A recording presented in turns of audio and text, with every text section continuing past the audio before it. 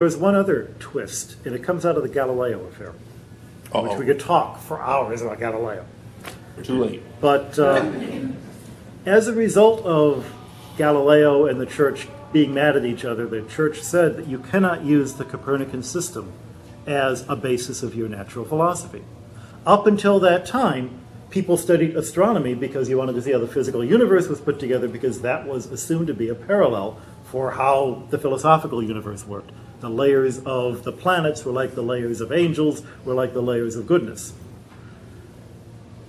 When you could no longer use the Copernican system in a philosophy class, but it was okay to use it in the mathematics class to calculate the positions of the planets, astronomy moved from being a part of natural philosophy to a branch of mathematics. And what you find when you look at the Jesuit universities in Germany during the period from 1650 to 1750, they all taught the Copernican system. They taught it to the Chinese. And they taught it to the Chinese, but they taught it as a branch of mathematics, not as a basis of philosophy. Those clever Jesuits. The nicest we've been called. Yeah, it's something people don't seem to realize.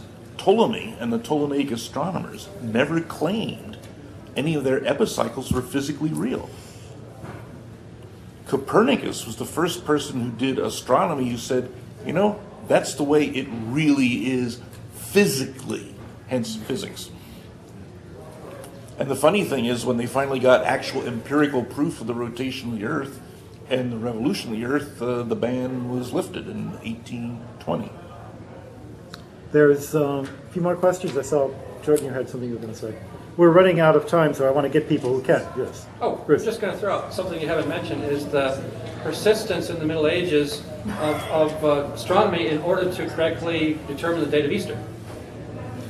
It's a whole other practical. as well. Yeah. Right. Yeah, one of the reasons Chinese never really developed a very good astronomy, their calendars were off horribly. And you couldn't say so because that would mean that the dynasty had lost the mandate of heaven. Okay, Right.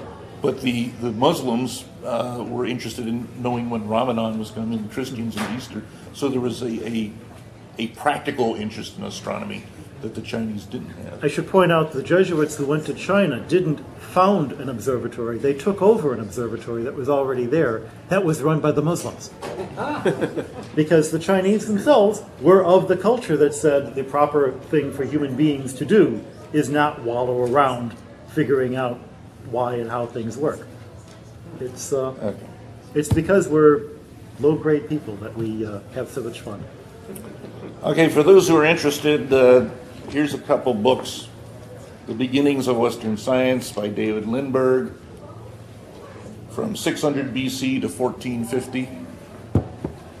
And a collection of articles about different branches of science.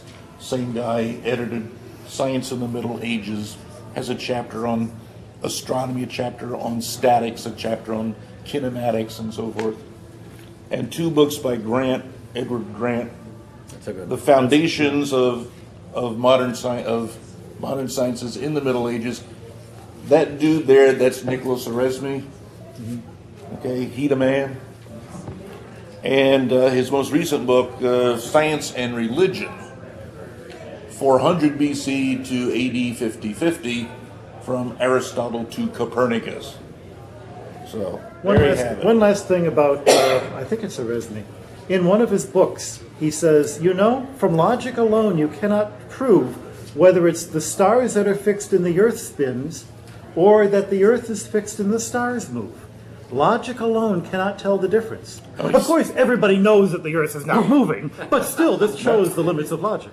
No, he said you cannot even tell by sensory experience.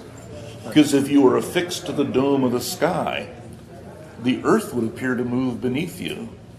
And if you were fixed on the earth, as we are, the sky would appear to move around you. They almost had it. Thanks for coming. It's 8 o'clock. We have to get out. Somebody else is here. Thank you guys for participating.